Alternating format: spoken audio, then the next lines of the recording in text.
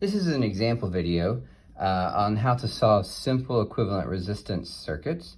So we have here a simple resistor circuit. We have a 9-volt battery connected to 3 resistors, a 1 ohm, 2 ohm, and 3 ohm resistor. The 1 ohm is in series with this loop. The loop, of course, itself is a parallel arrangement between the 2 and 3 ohms. And what we're going to do is just to characterize the entire circuit. In individual questions you might come across, you might be asked, what is the current through this particular resistor, or the voltage drop across this other resistor. We're just going to solve all of it, and that way you see the process and you're able to apply what you learned to any individual questions that might come up.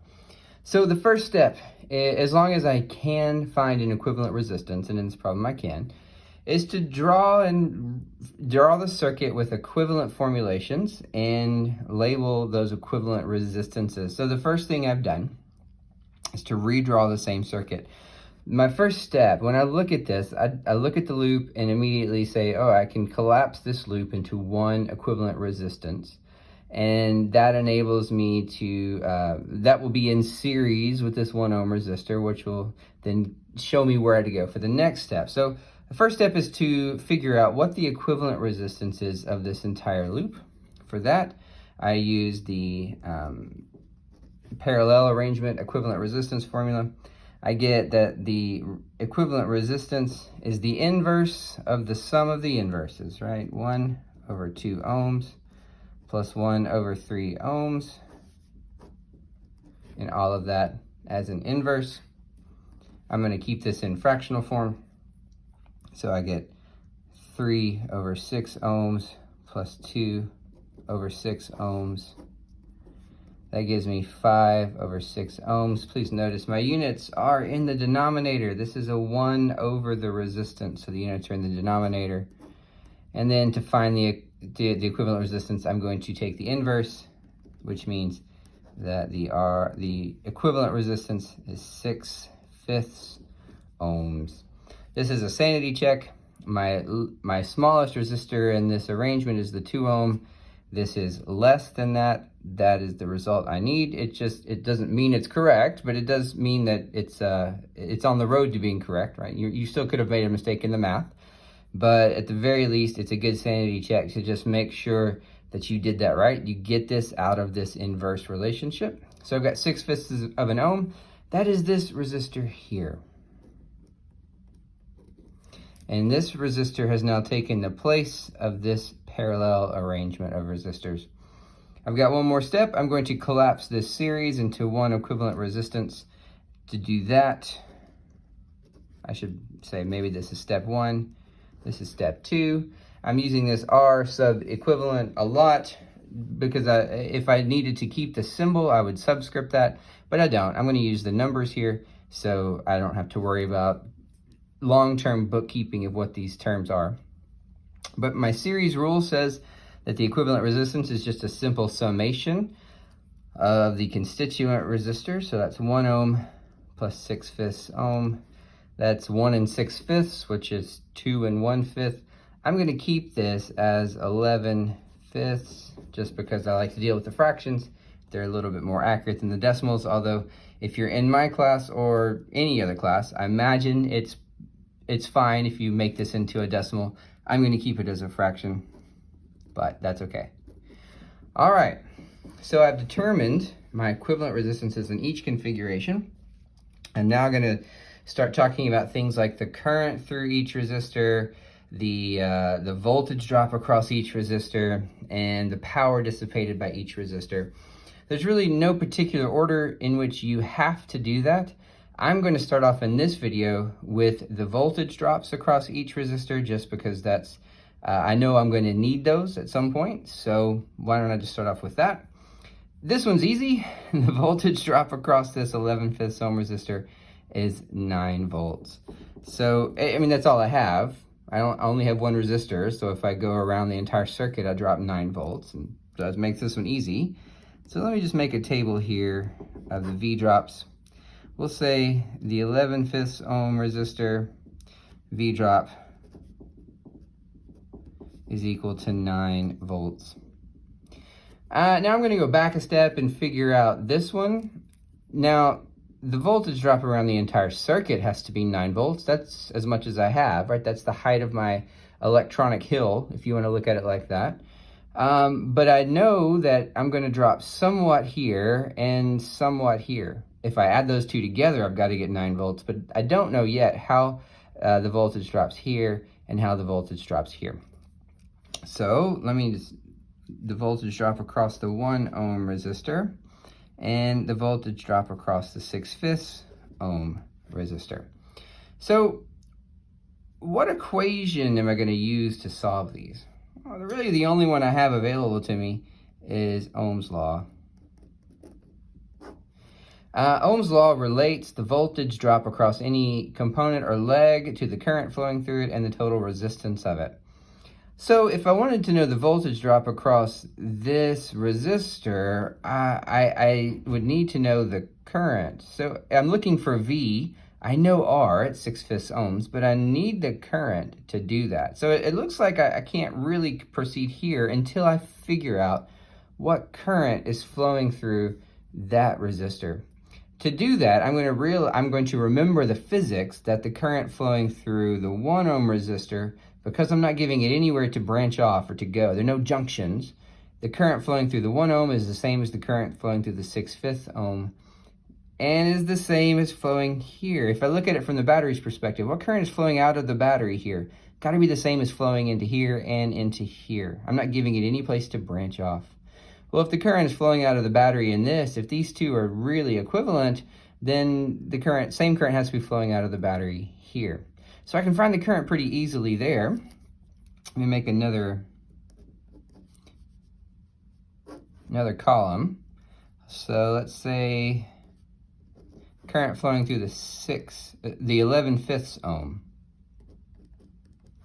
Well, to do that, I'm going to use Ohm's Law. I know the voltage drop, right? It's just 9 volts. I know the resistance. I can solve this for current pretty easily. I'm going to get I is equal to V over R. Put in what I have. I've got 9 volts. And because I'm using fractions, I'm going to write the 1 over R, right, divided by R as the inverse of this. So if R is 11 over 5, 1 over R, it's got to be 5 over 11 ohms. Again, the units go in the denominator. That's going to get me 45 elevenths, and a volt divided by an ohm is an ampere or an amp. So this is the current flowing out of the battery. And if it's the current flowing out of the battery here, it's the current flowing out of the battery here and here. Fair enough. So I figured out the current flowing through the 11/5 ohm resistor. I get 45 over 11 amps. Of course, I'm also going to have to figure out the current flowing through the 1 ohm resistor and possibly the 6/5 ohm resistor, and then finally the 2 ohm resistor and the 3 ohm resistor. Didn't look like I left myself a whole lot of space over here. I need to know the V drop across the 2 ohm and the 3 ohm resistor as well. I should have finished my column before I did this. That's okay. So I figured out this current. Now, I did that mathematically. Let's use the physics now. If that's the current flowing through this resistor, that has to be the current flowing through each one of these resistors. That's how series work. So if I get 6/5 of an, if the current through the 6/5 ohm resistor is the same as this, I can just write that down. I find that on my chart. I get 45 over 11 amps. Furthermore, that's got to be the same as the current flowing through the 1 ohm resistor. I is equal to 45 over 11 amps. I'm being sloppy with my notation here, but that's okay. So I get 45 over 11 from all these, just from doing the one problem. I get these two for free. Of course, that's also the current flowing here.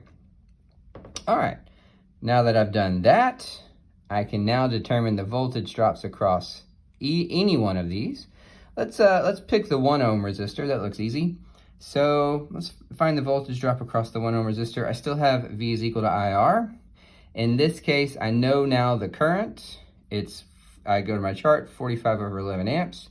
I know the resistance, it's 1 ohm. I can do that in my head, I believe. I'm going to get V is equal to 45 over 11 amps times 1 ohm.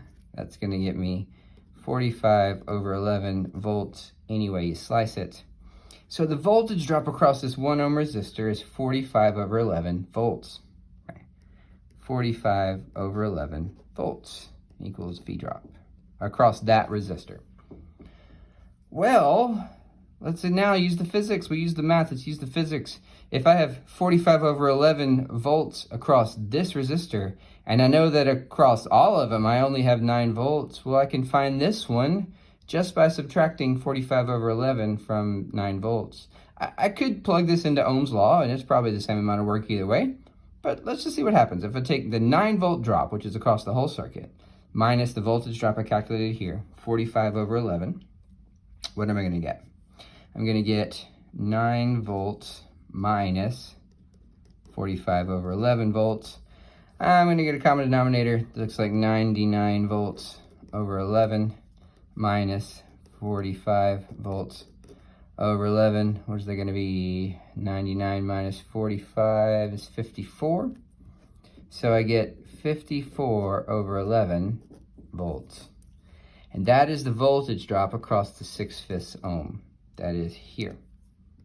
V drop is equal to 54 over 11 volts. Aha, but this is actually a parallel arrangement.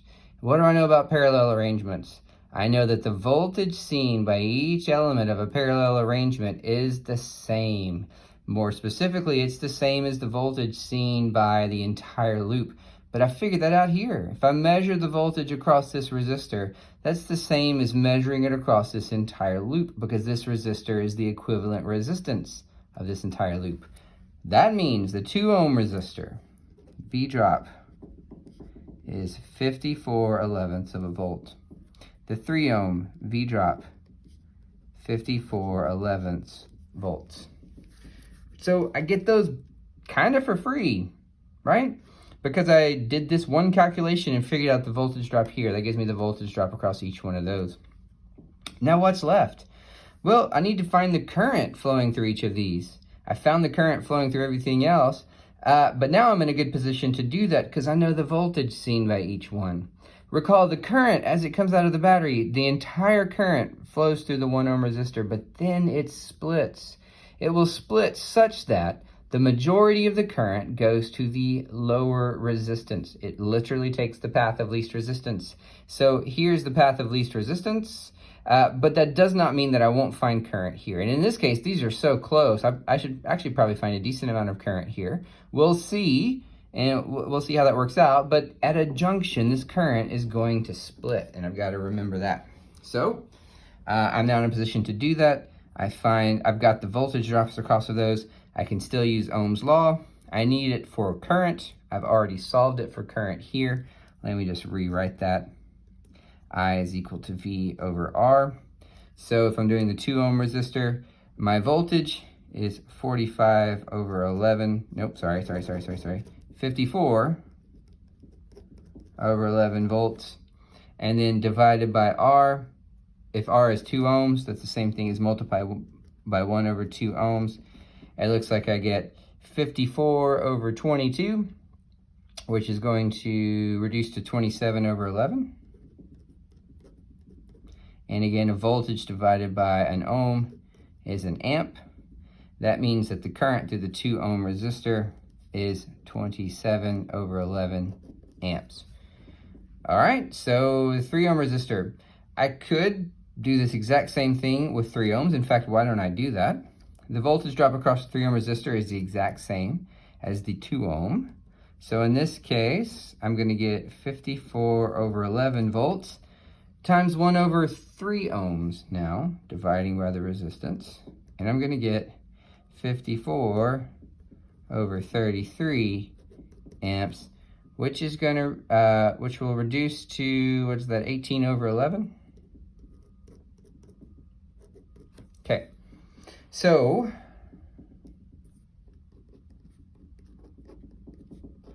let's do the sanity check here. 27 over 11 plus 18 over 11 is what? I'm going to get 45 over 11. right? It means that the total current flowing through this loop should equal 45 over 11. And let me look, current flowing through the 6/5, 45 over 11 amps. So I feel good about that. I also could have just taken 27 over 11 and subtracted it from 45 over 11. I did something similar earlier. Either way works. Do them both and serve as a check on yourself. That will be just fine. I want to show you something interesting about these two currents, though. This is the current flowing through the 2 ohm resistor. This is the current flowing through the 3 ohm resistor. Remember, just as we said it should, this is bigger. 27 over 11 is equal to is bigger than 18 over 11. So the current is taking the path of least resistance. What happens if I form the ratio of these currents? Well, we like to do that a lot. 27 over 11 divided by 18 over 11. You can put the amps if you want to, but the units are going to cancel. I'm going to lose the upper denominator and the lower denominator.